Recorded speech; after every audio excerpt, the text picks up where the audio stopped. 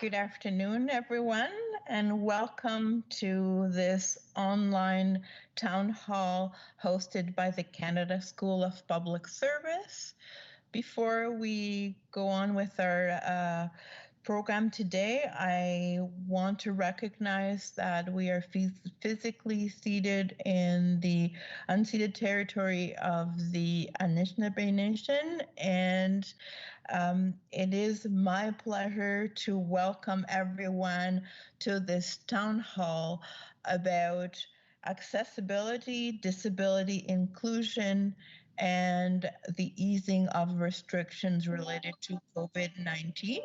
This is a virtual session, but it wants to be an interactive session. I know we have lots of participants today, and we want to make sure you have an opportunity to ask questions of our panelists. COVID-19 has changed our lives, our work lives, our personal lives. It is still somewhat of an unknown. Every day things change and we have to adapt. If anything, the public service has demonstrated a great capacity to adapt to a changing environment.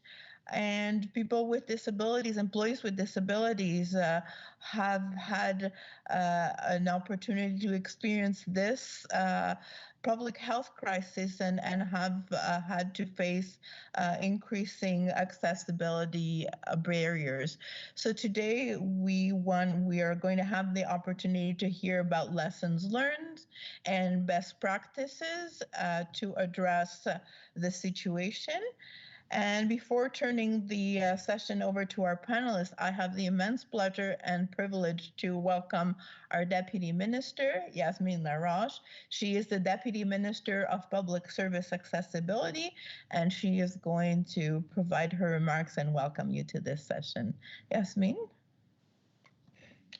Thank you, Luna, and hi, everybody. Welcome and happy International Sign Language Day. I'd like to give a big shout out to our interpreters who are with us today for everything that you do today and every day to make things more accessible. I'm so excited that we are having our first virtual town hall on accessibility today. This is the start of a whole new series of virtual town halls with all of you as we continue to share updates on the implementation of Nothing Without Us, which is, of course, the accessibility strategy for the public service. And as Luna said, to share best practices and lessons learned in our push to become the most accessible and inclusive public service in the world. As Luna mentioned, COVID-19 has thrown us into a situation where our world and our workplaces have changed considerably. We've really had to adapt to how we do things in our daily work and our lives, while the world and our workplaces continue to change and evolve. I'm joining you from my lovely home office with the pink walls and the echo effect. And you may hear a lot of noise behind me, and that's just part of the reality. You know, what I think is really interesting about COVID and what I'm hoping we can talk about today is how people with disabilities are often leading the way in terms of innovative approaches. Because that's what happens when you are constantly having to adapt to the mismatch between yourself and your environment. And as a very wise man I know likes to say, an environment that doesn't love us. So we have lots of experience to share, and I think that's why today is so important. We get the opportunity today to hear and share some of the thinking and the actions that different departments are taking to really make sure that accessibility is at the forefront of everything we do, not an afterthought. And that's whether we're working from home, like I'm doing, returning to the physical workplace, as some of our colleagues are now doing, and continuing to provide services to Canadians. And we want to hear from you, our audience, our colleagues. There's lots of you joining us today. So we'd really like to know, what are some of the obstacles that you continue to face? And have you found solutions? If so, can other colleagues learn from your experiences? Can we replicate your solutions?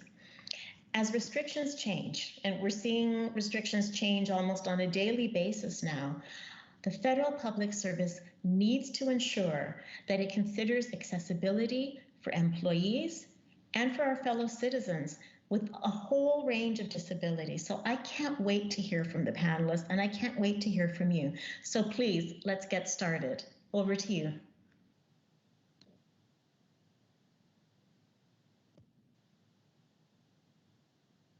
So thank you, Yasmin, for your words. And I agree. We are very fortunate to have lots and lots of participants this afternoon. So you will have an opportunity to ask questions. Please send in your questions during the entire session. You can send in your questions using the raised hand icon that appears at the top right hand side of your screen, or you can also use wooklab.com, and the information about WooClap appears on your screen now, and use the code SEPT23E, and the letters are all in capitals. I, of course, made the error of not introducing myself at the beginning of this session, so I will do it very quickly right now. I'm Luna Benchio. I am part of the Office of Public Service Accessibility, and I'm really excited to be here today. Joining me as well to moderate and read the questions is my colleague Stephanie Austin. You will see her in the question period. So without further ado, I'm going to turn the floor to our panelists. First, Elizabeth Hardy from the Office of the Chief Human Resources Officer. She will talk to us about the guidebook that her office led, which provides guidance to deputy ministers and departments about easing of restrictions and continuing to work remotely. This guidebook is an evergreen document, and Elizabeth will tell us all about it. She will be followed by Michelle Demery, who is the Chief Operating Officer for Accessibility Standards Canada. Accessibility Standards Canada is a new organization, and they are developing guidelines for all organizations that are subject to the Accessible Canada Act to highlight best practices around improving accessibility for people with disabilities in the context of this pandemic. And Michelle will share some of those best practices with us. Our third panelist is John DeFrancesco. He's the Special Advisor for the Deputy Minister of Employment and Social Development Canada.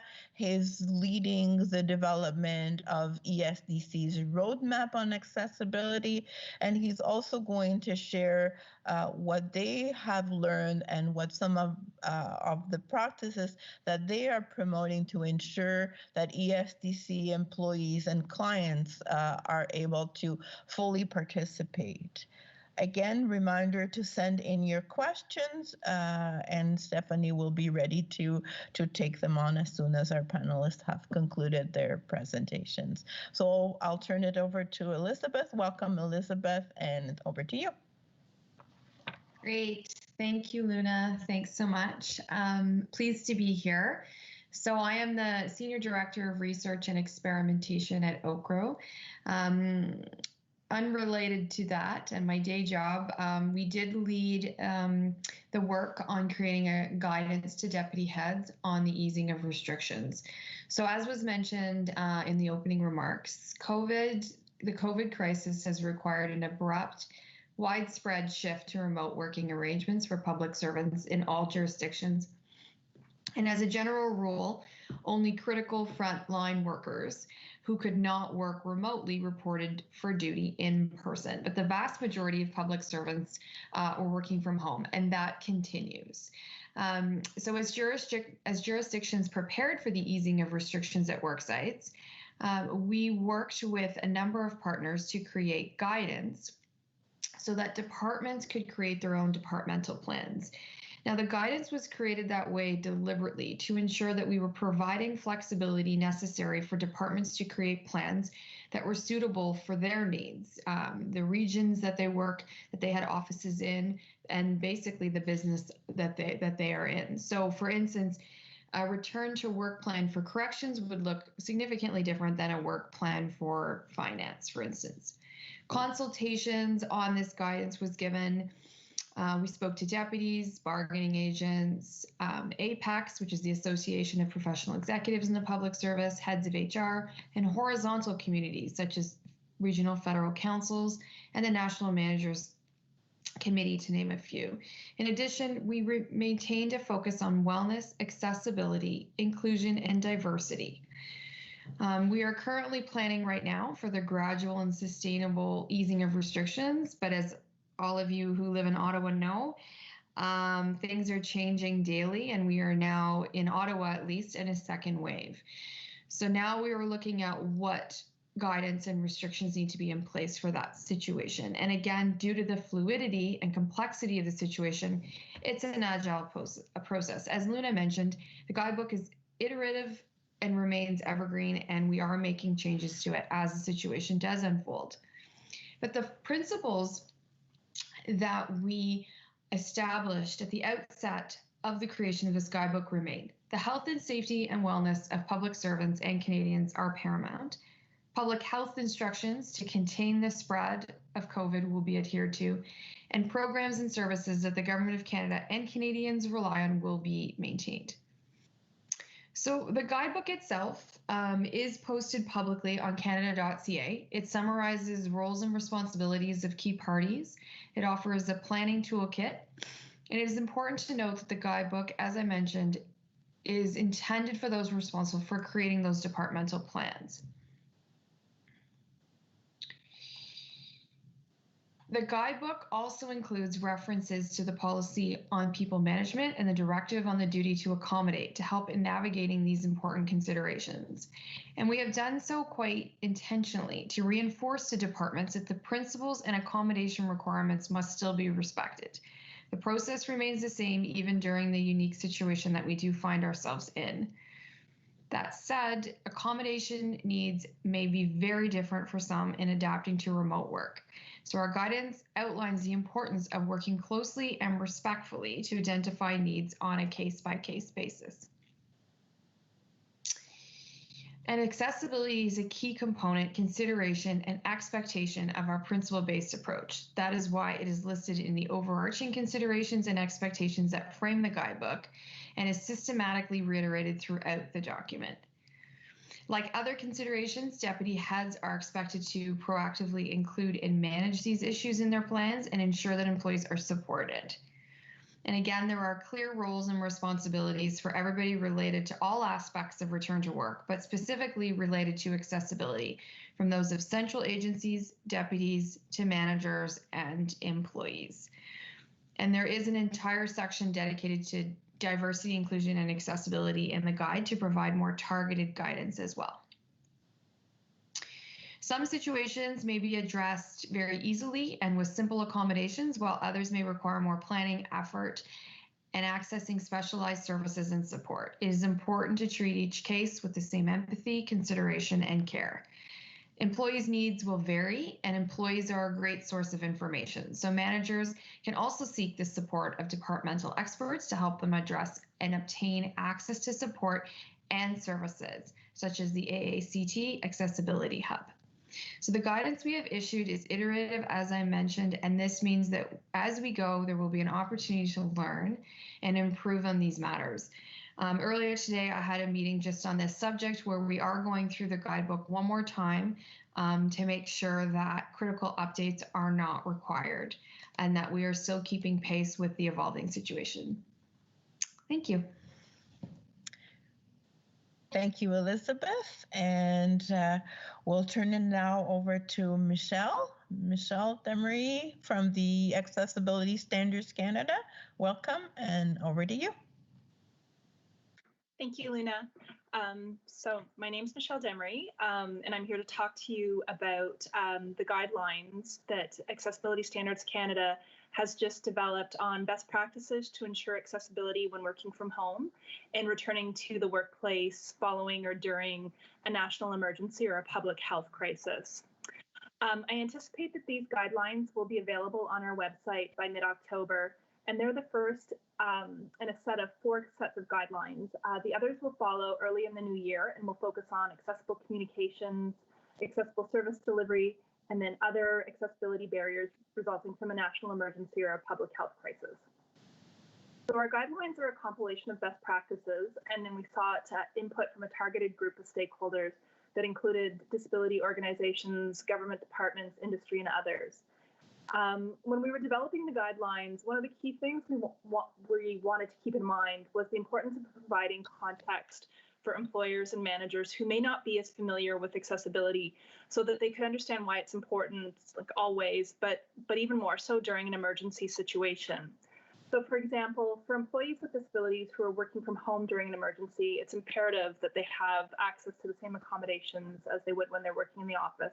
So that could be a particular piece of equipment or a certain type of software. However, it's also really important to be aware that emergencies can create new barriers or different barriers for people with disabilities. So, for example, support services could be disrupted or the scheduling changed. So this could have an impact, for example, on the employee's hours of work, and flexibility is required in these types of situations. Really, the bottom line is that working from home during an emergency event is different for everyone, and that it's imperative for employees with disabilities and their managers to have regular discussions so that they can remove accessibility barriers so that the employee can continue to work from home.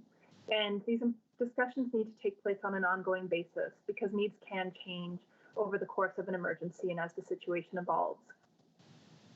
In terms of online meetings and interactions with colleagues, there's a number of tools that are available to make them accessible. So many meeting platforms such as this one can offer built-in closed captioning services.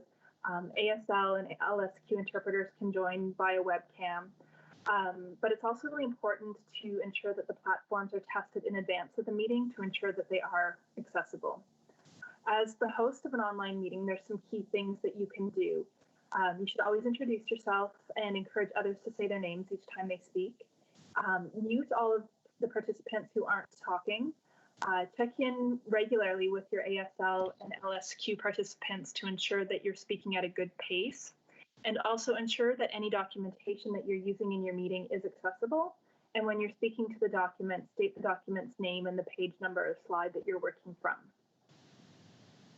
In terms of returning to the workplace during an emergency, our guidelines identify best practices in a number of areas.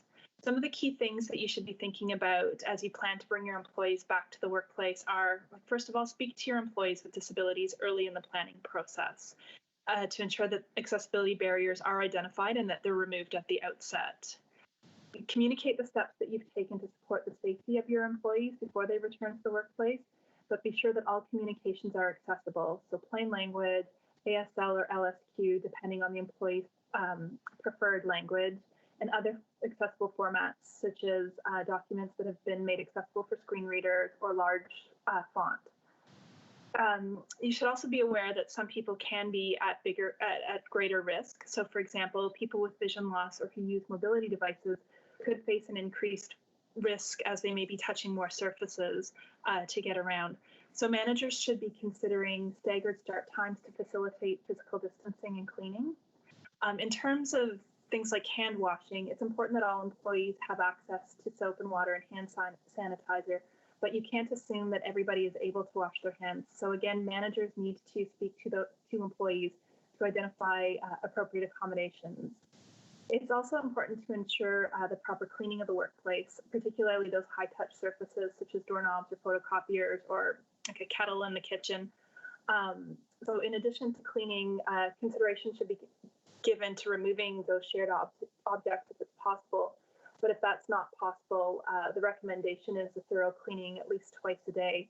But again, it's really important to speak to employees because cleaning products can affect people with chemical sensitivities, And those employees are best placed to identify how they need to be accommodated in that type of situation.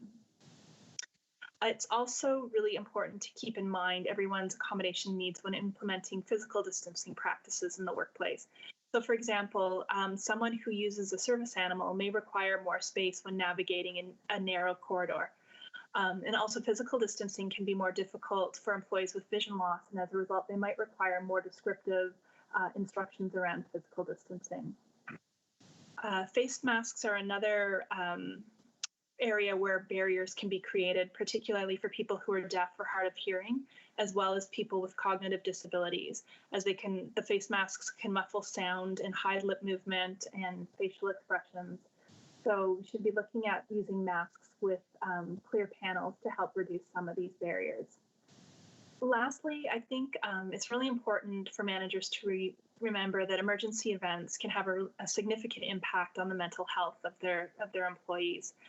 In addition to encouraging employees to take regular breaks, I think it's also really important to have regular discussions with your employees about mental health and ensuring that they're aware of what resources are available to them. So that's the summary of the guidelines. And as I said, they'd be available mid-October. Great. Thank you, Michelle, for sharing that advice and looking forward to those guidelines. We will now turn it over to John DiFrancesco from ESDC. John, over to you and welcome. Thanks very much, Luna. As Luna mentioned, my name is John DiFrancesco, and I'm the Special Advisor to Deputy Minister Flack at Employment and Social Development Canada. I'd like to acknowledge that I'm in Ottawa, which is situated on the ancestral lands of the Algonquin and Anishinaabe. I further want to recognize the Indigenous territories where each one of you is located. Before I get into the tool, I do want to provide a bit of context, some of what you've heard, but this bears worth repeating. There is an emerging body of research that tells us that people with disabilities have been more adversely impacted by COVID than any segment of the population. It's also true for employees with disabilities in the public service, and there's an extra level of isolation that the pandemic has created for many employees with disabilities, which is why now, more than ever, we must remember that there can be nothing without us. No planning on how we work, regardless of where we sit, without us. Our needs as employees with disabilities must be a foundational element, and as Yasmin said, not an afterthought. I'm lucky to be leading the work for ESDC on our accessibility roadmap, which is our plan on how we'll move forward to eliminate barriers to accessibility for our employees and for the clients we serve. Our roadmap has been designed to be consistent with the accessibility strategy for the public service, as premised on 5 pillars: employment, the built environment, information and communications technology, program and service delivery, and the last pillar, which is one that I don't think of as a pillar at all, simply because it underpins everything that we're trying to achieve, is culture change. We cannot achieve the vision of eliminating barriers under any of our pillars until we recognize that there's a need to change the culture. We need to create a completely inclusive culture where we have moved away from a practice of minimum accommodations at best and to a culture where everyone has access to what they need to fulfill their potential, regardless of where they're sitting. And COVID has really challenged us on that. For us at ESDC, we recognize that there would be some significant challenges in realizing the vision of our roadmap. For example, at ESDC, we have over 25,000 employees, or about 10% of the federal public service. We have close to 400 locations. I think it's over 400 locations across the country, coast to coast to coast, and the type of work is quite varied, from call centers to developing legislation. And the last thing I'll say about ESDC is that we have 1,800 employees who identify as having one or more disability. That's about 7.5% of the staff. We know that there are more employees who have disabilities, but they don't identify for one reason or another. We also recognized that there were significant barriers in all 5 pillars. That was our reality before the middle of March. And then just like that, our world and our reality changed. We went from a small minority of employees on telework arrangements, as I think Elizabeth had mentioned, to the vast majority quite suddenly working from home. For us, working on our roadmap to eliminate barriers to accessibility, it introduced a whole other level of challenges. And we were now dealing with a few potential scenarios. The first was what we needed to happen from an accessibility perspective if employees were returning to the workplace, with COVID-specific measures being put into place, such as plexiglass barriers, physical distancing, and personal protective equipment. And the second scenario was a longer-term working from home scenario for employees with disabilities. At that point, departments, including ours, were looking at resumption planning and bringing people back into offices safely and in a phased approach. We recognized that managers and planners would benefit from having a practical tool that, when used, would go a long way to helping them address the needs of employees with disabilities in the new environment of physical distancing and other safety measures. We talked about what a tool might look like and quickly came to the conclusion that it should not be a checklist and should be a lens that is overlaid on any given resumption plan. This would go beyond checking boxes into recommending what mitigation could be used to help the planners in designing their reentry plans. Once we started developing it, we realized that there was a great deal in it that would benefit all employees and not just those with disabilities. The tool highlights some key questions about the ways in which potential changes, how, when, and where work gets done may have for employees with disabilities, as well as possible mitigation measures. It's not exhaustive, and it's going to be updated from time to time. The tool focuses on 7 issues related to the workplace, and I'm happy to say that, given my colleague presenters, it's consistent with what's been described so far. The first issue is resumption strategies. The second is physical layout. The third is health and safety. The fourth is the ways of working. The fifth is transportation. The sixth is employee well-being. And the seventh is return to work and ongoing operations. And again, regardless of where that workplace is, which could be at home. For each issue, accessibility considerations are in turn identified, as well as potential mitigation measures.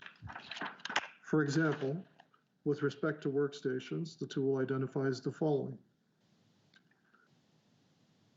The associated accessibility considerations are: do the proposed changes meet the needs of employees with disabilities who require assistive technologies and equipment or other accommodations, for example, lighting? Do they increase the risk for employees with disabilities who are already more vulnerable to infection? The suggested mitigation measures include ensuring employees with disabilities are assigned dedicated workstations, ensuring that employees with disabilities are provided with assistance to clean their workstations if needed, which Michelle raised in her example, and provide ongoing support for remote working. Now that gives you a sense of the tool, and it is available on the OPSA Accessibility Hub now, as well as on the ESDC intranet site. And we do have an accessibility page on the intranet site that has the tool plus other tools and other resources. One important thing to keep in mind is that resumption planning should not limit us to thinking that it's only the office environment. For those of us who are currently working from home and may not be returning to the office anytime soon, the lens, as I said before, is applicable there too. Our plans need to take into account the new circumstances and operating environments we're in, whether they're short-term, medium, or long-term. And safety comes first, absolutely, in the pandemic context. But we must also consider that we have to ensure that employees have what they need to fulfill their full potential. Thanks very much for your time, and Luna, I'll turn it back to you. Well, thank you, John, and thanks to all our wonderful panelists for very interesting and practical guidelines, practical lessons learned from this period. We want to make sure you have an opportunity to ask questions. I think we already have one question in the queue. And I want to remind you that you can ask questions using the icon, the raise hand icon at the top right hand side of your screen, or whoopclap.com. and our colleague Stephanie is going to read the questions, and we'll have to hear from our panelists as time goes. So I encourage you to please ask questions or comments. Thank you. Steph? Hello, everyone. Good afternoon. So the first question that's come in, I will leave it to you, Luna, to kind of determine who should speak to it first. Maybe you'll choose to speak to it first. So the question is, as a public service employee with disabilities, I haven't seen any initiation of our accessibility plan due in 2021 under the Accessible Canada Act. Do you think that COVID will push the deadline for departmental accessibility plans? That's a really, really good question.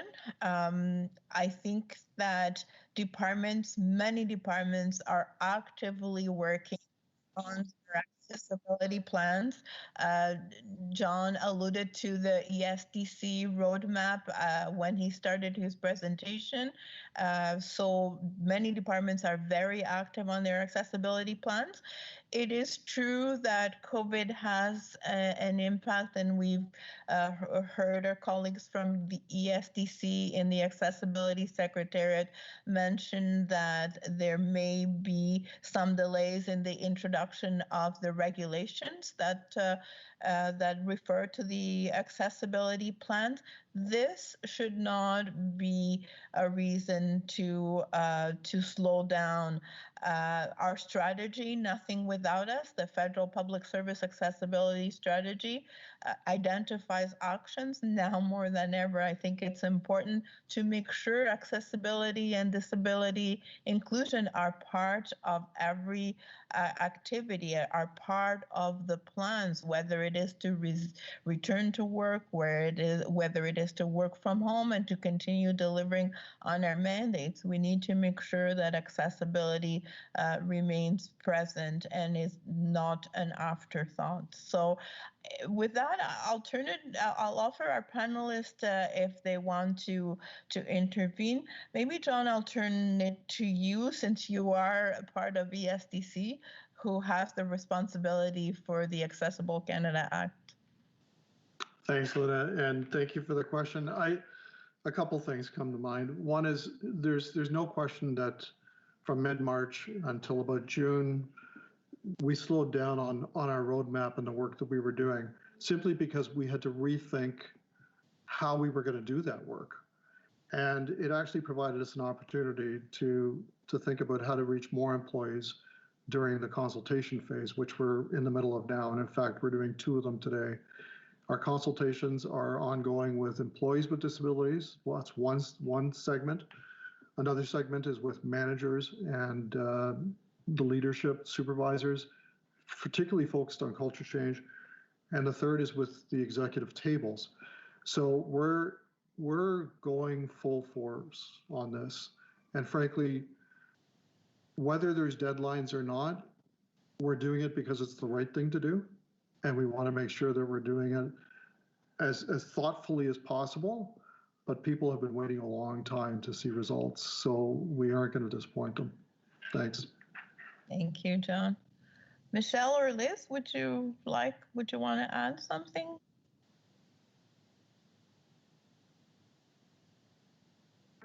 Sorry, couldn't find the mute button. I just wanted to add, like as Luna and John both said, like the current situation probably has delayed. I can't speak to ESDC and the situation with the regulations, but I can imagine that the situation probably has delayed the development of the regulations and the guidance for the development of accessibility plans. But I think there's still an opportunity to show leadership and to, I think there's enough information that's been shared that departments can have a general sense of what is required in an accessibility plan, and to start or to continue, hopefully, thinking about what that means in the context of their workplace. So hopefully everyone is still working towards that 2021 goal. Thank you both. I think we have more questions. So Steph, I will turn it over to you. Sounds great. So the second question is for Michelle. Are the guidelines for accessibility going to act as tools for departments or focus on flexibility to allow departments to create their own tools like the OCRO guidebook? So our guidelines are simply that. They're guidelines. They were created in the context of the COVID environment, but are intended to be applicable in other emergency situations. They're not they're strictly voluntary, and they can be used by federally regulated entities. They're also general enough to be used by other organizations that are regulated at the provincial level. They're not specific to the Government of Canada. So they are solely voluntary measures that we're putting out there to provide guidance. What we were finding was that there was a lot of information about COVID being presented. Not all of it had an accessibility perspective, so there was a need to bring that perspective. But also our guidelines are like everything that we do at Accessibility Standards Canada. Our guidelines will be drafted in plain language. They will have images to explain key concepts, so they'll be very, very accessible. And as I said, they'll be posted on our website, Accessibility Standards Canada, by mid-October. Thank you, Michelle. Do we have any other questions, Deb? Yes. Yep, there's a third question. So this is an interesting question. So COVID-19 has demonstrated that certain accommodations are more possible than was previously assumed, such as working from home and including people who work remotely in the workplace. Are those ways of working going to be kept for those who need them in a potential post-COVID world? So I think this question could be answered by any of the panelists. Any of you. Indeed, excellent question. Please go ahead, any of you. So I think I'll start. Thank you. I think that's an excellent question, and I do love to see post-COVID world written down. I think that just right away makes me happy. But no, it's an excellent question, and I think from my perspective, I hope so. As I might have mentioned, I think I mentioned in my opening remarks, the approach we're taking currently is that if you are working from home and it is going well, you should continue to do so. I think that speaks to kind of this question in some sense to say that it is working well for a lot of employees. Not only you mentioned, yes, from accommodation perspective, but also opening up the workplace geographically. So it gives more possibility. For instance, I moved here from Toronto for this job, which is interesting because, you know, this was 4 years ago. I think if I would have been offered it today, I wouldn't have had to make that move. So I think things are certainly changing for the better. This also speaks to the future of work. So my day job is future of work research. So thinking through how the workplace needs to change so that we are future ready. And that's everything from the workforce, workplace, so physical workplace, also employees. And we are certainly looking at what this could mean for the future. So now that everybody's working from home, working remotely, it's forced this culture change. It's forced managers who I think previously would not have considered a remote workforce to see the benefits of that remote workforce. So I do expect there to be more coming out on that topic over the next few months as we kind of in some ways slow down our planning on the easing of restrictions and ramp up on the future of work. And what are the lessons learned that we can gain from COVID that can apply, quote unquote, like permanently for the public service? Thank you, Liz. Michelle or John? Sure, I'll make a couple of comments. I think that our perception of time has changed. I mean, short term used to be 3 o'clock for me, and now it's like, who would have thought that 6 months into this we'd still be uncertain as to what the future was. So I don't think we can predict what the longer term is going to look like, but certainly globally, it's been proven by people that working from home is not what we thought it used to be, and it's possible for certain in certain circumstances. I think that the other thing is that it may help us with recruitment with persons with disabilities, because we're now much more open to this reality. And that was traditionally an obstacle for not just employees with persons with disabilities, but other groups as well. So it's interesting times for sure. Great. Michelle, did you want to add anything? No, I just want to add, like, I agree with what's been said. I think each organization will probably be looking at working from home on a longer term basis in the context of their own organization and what that means. I also have a number of employees, including employees with disabilities, who can't wait to get back to the workplace. Because as well as everything is working, it's just not the same from an interaction and you know,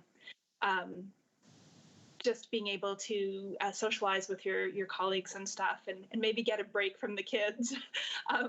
So I think it's going to be a very sort of individualized approach going forward.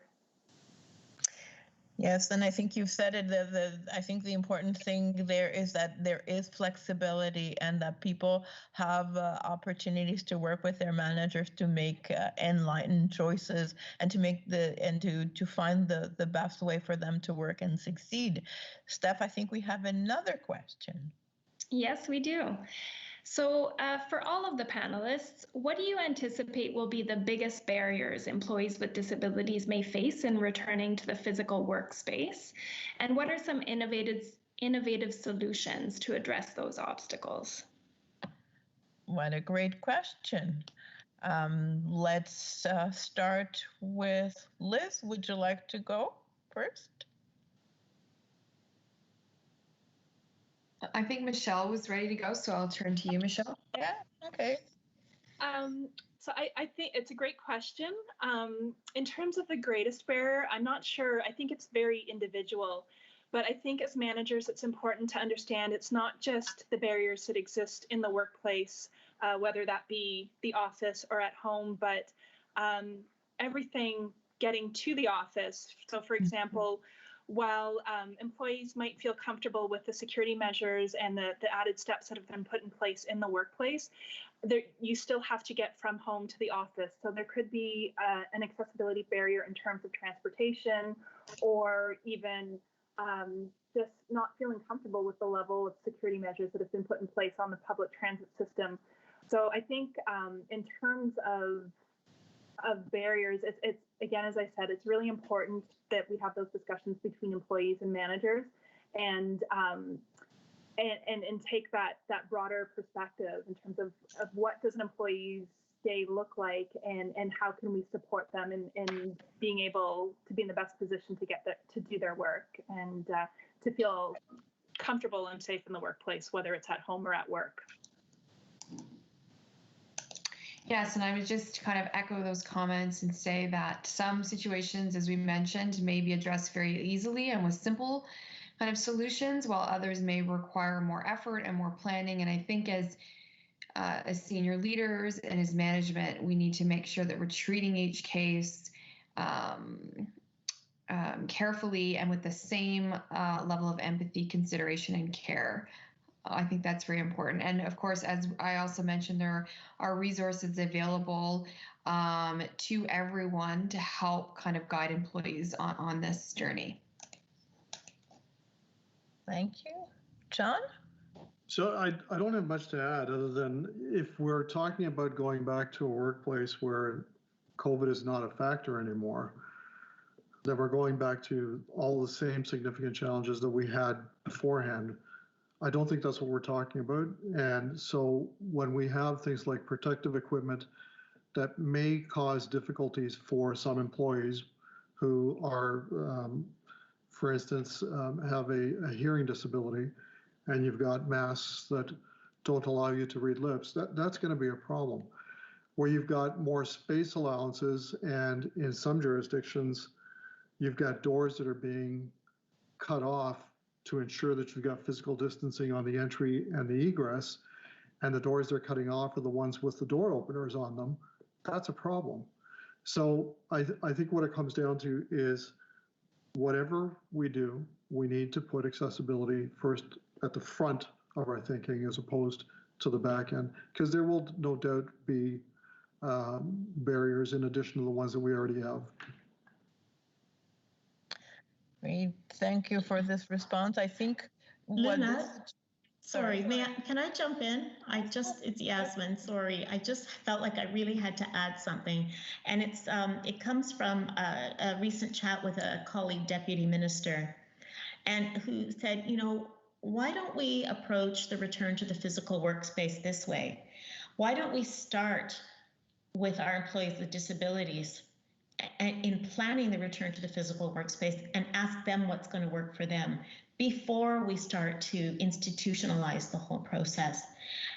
You know, and it's fun, for a lot of people that would be radical thinking, but doesn't it make sense? I mean, this goes at the heart of what we talk about when we talk about inclusive design and user experience. And it's you start with the most extreme users. And if you do that, you're going to make things better for everybody. You don't want to wait until you've got all of your protocols in place and then find out that, oh, look, we've created this one-way traffic that doesn't actually work for people with mobility challenges or doesn't work for people with vision loss because we're making it much harder for them. The worst thing we can do is to assume that people with disabilities should just stay home. Working from home is great for some people. It's not great for everybody. And the biggest risk I think people with disabilities face and continue to face and will continue to face is the assumptions that other people make about us. And so as an employer, I think it's incumbent on us to engage early with our folks with disabilities and ask them, what do you need if you want to come back to work, and how do we make it work for you? I think that's number one. I'll pause there because I know there's lots of other questions, but I just have to jump in. Absolutely. Thank you so much, and thanks for all for raising all these issues. I think they are really important. What I was going to say is I think in looking at the future of work, what we need to think about is think about creative solutions, think about evolving with times and using technology. If other organizations can put proximity readers, why do we still have to push buttons to open doors? And I think that's the kind of thinking that we need to have in the federal public service in order to deal with some of the issues that are still there. I think we have more questions. Can I just yes, this is a question. Sorry. Go ahead, Michelle. Go ahead. One more point on what the deputy had just said about directional and the flow of traffic and it not working for certain people. Again, it's really important to get people in, obviously physically distanced, in advance of bringing people back to the workplace and actually going through the space and seeing if it works, because it's one thing to do it on paper or to have a discussion and this is how we're going to organize the workplace and expect people to move through the workplace. But when you actually go and see the space and try to carry out those daily functions, you'll often find that there's situations, there's things there that just don't make sense and that you have to revise your plan. So don't wait until people are in the space to realize that the plan isn't what you thought it would be and that it's not working for everyone. It really is important to test it in advance. Thank you. Thanks. So the next question is about mental health. So mental health has impacted employees who may not have experienced mental health issues before. Working from home and the stress of COVID and potentially going back to work is causing a lot of people anxiety. How can we deal with this as supervisors and managers, and perhaps if we're suffering ourselves? Excellent question. Again, I think it's an important question to ask, and I will turn it over to our panelists to answer, because there are a lot of resources out there that are available to help us deal with that issue. The important thing is to know where they are.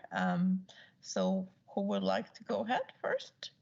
Hi, sure, it's Liz. I can start. So certainly in the guidebook, there are resources listed. There's a section dedicated to mental health. There has been a lot of articles published around this very issue. I think there's no question that this pandemic has taken its toll on mental health from a variety of different perspectives for employees. In addition to just anxiety about thinking about going back, there's for some anxiety about being at home. There's anxiety about having your kids around at home while you're trying to work. There's lots of kind of issues that this pandemic, I think, has brought forward that weren't there in the past. And I think there's a few things. And again, the guidebook goes into detail and gives best practices. The COVID employee website also has some really great resources on mental health. And some of the best practices and some of the advice there that I have taken to heart as a leader in this organization is having honest and open conversations with your staff. As a team, but also one-on-one, not being afraid to check in on people, I think is a big one. And it might feel a bit awkward at first, but, just calling people and saying, how you doing? Like, aside from the work, how's it going? And again, that word that keeps kind of coming up that I think is so important is empathy, and having empathy for staff and colleagues and even our bosses that are going through kind of the strain of this. So I think regular check-ins individually and as teams, and also sharing resources. So employee assistance program is one for sure, but also, as I mentioned, the Center for Wellness and Mental Health has published a lot of really helpful guidance that we should be tapping into. And employees should not be shy about expressing those concerns. As I mentioned, if it's anxiety around returning to the workplace, the position right now is if you are doing fine at home and you are contributing and you want to remain at home and your work is ongoing, then there's no reason why you can't continue to do so. If that isn't your situation and you are required to go in, then again, I do encourage you to speak to your manager about those feelings and not being shy about presenting them to them. Thank you. Anyone else like to add?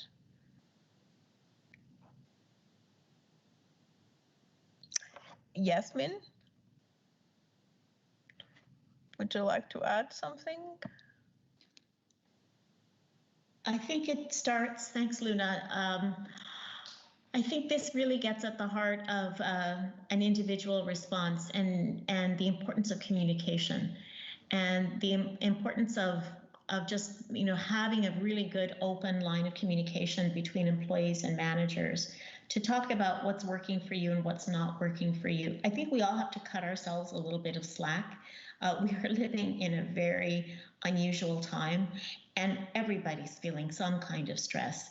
And we need to be a little bit easier on ourselves. Our response times might not be as fast. We're not as resilient perhaps as we used to be. So I think if we can just start from that place of acknowledging that this is hard for everybody and that we need to find ways together to make it work. And it may not be perfect, but we're going to try and support everybody where they are, not where we think they should be. I think it really does start with empathy. Yasmin, those are great words, and I think they're important words to keep in mind. We are getting close to the end of our hour, but we still have a couple of questions that our participants have asked. Steph, can I turn it over to you again? Absolutely. And just to add my 2 cents to what others have said around mental health, there is good information. There are good resources out there. Health Canada's Wellness Together website provides 24/7 access to mental health supports that anyone in Canada can access in a wide variety of channels. So I think that there are ways to reach out and be supported, not only as an employee with mental health concerns, but people in your family who may, or community who may be struggling. So it's really good and important to have this conversation around mental health and create brave spaces and safe spaces to be able to support one another through these challenging times. Also, you can find more resources on GCpedia on the Accessibility Hub. So there's good information about COVID-19 and disability inclusion and accessibility on the Accessibility Hub. So please go and check it out. So the last question that I'll pose is that goes like this. There are likely some employees who functioned without accommodations in the office who may now be learning of limitations or disabilities that they didn't realize they had now that they're working from home. These employees may not identify as having a disability or that they have the right to ask for an accommodation. Do you have advice for employees to bring these concerns forward without concern of stigma? That's a really excellent question, because there are so many things that we take for granted that we have in the office. Some of us may take for granted that we have a sit-stand desk, or that we have 2 monitors to be able to use our computers, or that we have access to colleagues who can be there, and we don't even realize it until we are faced with a situation at home that may be completely different. So I can turn it over to our panelists. I think that our panelists have reinforced the importance of having good conversations and finding a way to raise issues with managers. But why don't I turn it over to any of our panelists? Maybe I can start with you, Yasmin, and then give another couple of minutes to others to respond. Okay, I'm now mastering the art of unmuting.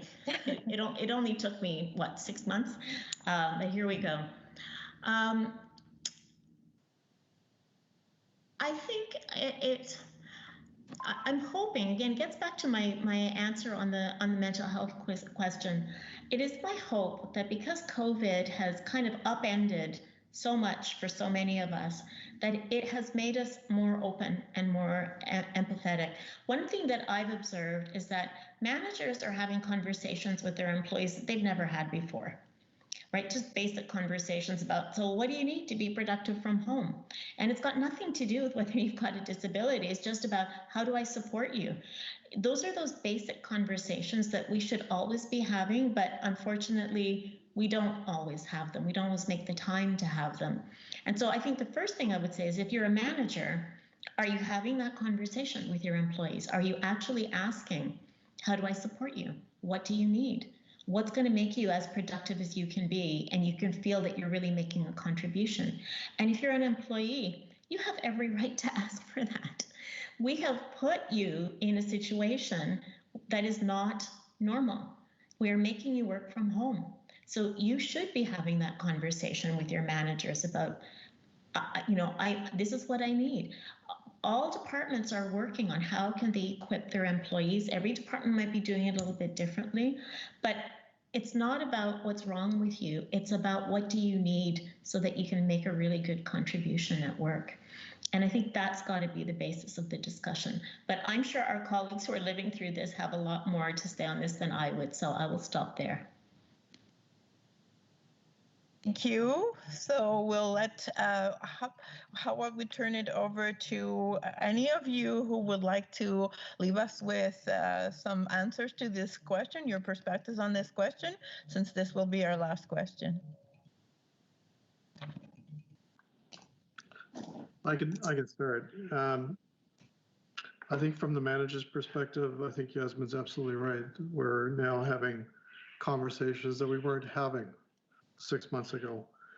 At the same time, during our consultations, we keep hearing the word stigma. It's an incredibly sensitive issue of being stigmatized. And the difficulty is that stigmas will survive until we have more open conversations about the root. And I think that people have to have the conversations about what they need, because it's very simple. This is what I need to do my job, to be able to be recognizing what my full potential is. And as managers, we need to accommodate that. So it is a difficult one, but I think that the communications has to be there, and you have to, everyone needs to make an effort on it. It's difficult, but we're not going to get past stigmatization until we start addressing it head on.